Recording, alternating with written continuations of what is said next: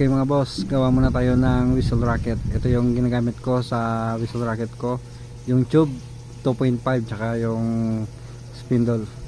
Ito yung way ko kung paano ako gumawa ng whistle rocket na lifter. Okay mga boss, umpisahan na natin.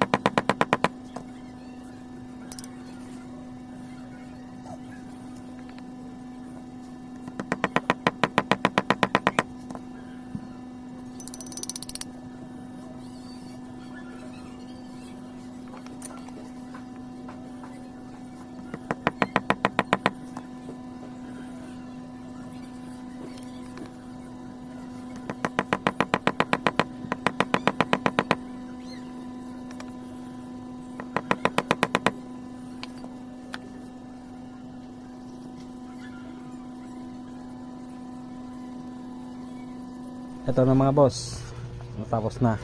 So test fire natin mamaya yung gawa natin. Okay, whistle rocket test.